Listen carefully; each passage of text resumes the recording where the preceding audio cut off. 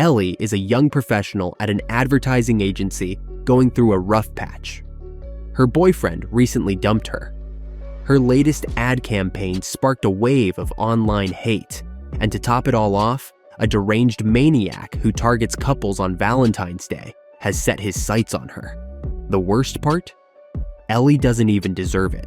The killer mistakenly thinks her so-called lover is Jay, her workplace rival. Jay has just arrived in town to save the company from the crisis Ellie started, and he's not exactly thrilled about dying over a stupid misunderstanding either. Great concepts often emerge when talented people take a familiar template, figure out how to look at it from an unusual angle, and then take it one step further. What's Saw? It's a standard thriller about a maniac, made unique by the fact that he kills using elaborate traps, and genius because he does it to teach his victims to appreciate life. What's Final Destination?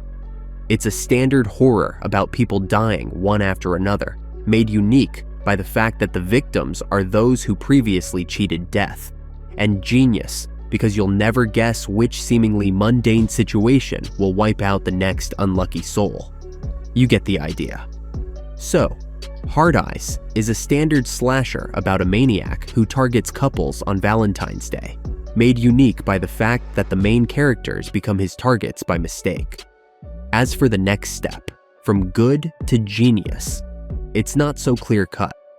That's because the step further in Hard Eyes is its black comedy style, very recognizable and expected if you look at who wrote the script and produced the film. Christopher Landon, the writer behind horror comedies like Scout's Guide to the Zombie Apocalypse and Freaky, the director of the Happy Death Day duology, and the producer of the similarly toned Time Cut. To complete the full house of horror comedies about girls in time loops, one of the screenwriters for Lover's Eyes is Michael Kennedy, who wrote It's a Wonderful Knife, and the film is directed by Josh Ruben, known for the horror comedy Werewolves Within. In other words, some serious creative firepower was brought in for that crucial step toward greatness, and they delivered. When it comes to jokes, parodic references, and cynical satire, Hard Eyes can outshine any of Landon's previous projects.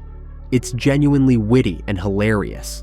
More importantly, both Landon and Ruben understand that the more they crank up the humor, the harder, more brutal, and serious the slasher elements need to be, and they honestly try to maintain that balance, treating death as seriously as their circumstances allow. How well do they pull it off? Sometimes it feels like they hit the bullseye, but other times the gags feel out of place, and the characters act like they know they're in a movie and nothing can hurt them. At the same time, at its best, Hard Eyes pays clear homage to the works of three masters of ironic postmodern horror, Wes Craven, Sam Raimi, and Anthony Hickox, and the film's second act, set in a police station, brings to mind William Lustig's Maniac Cop franchise, among others.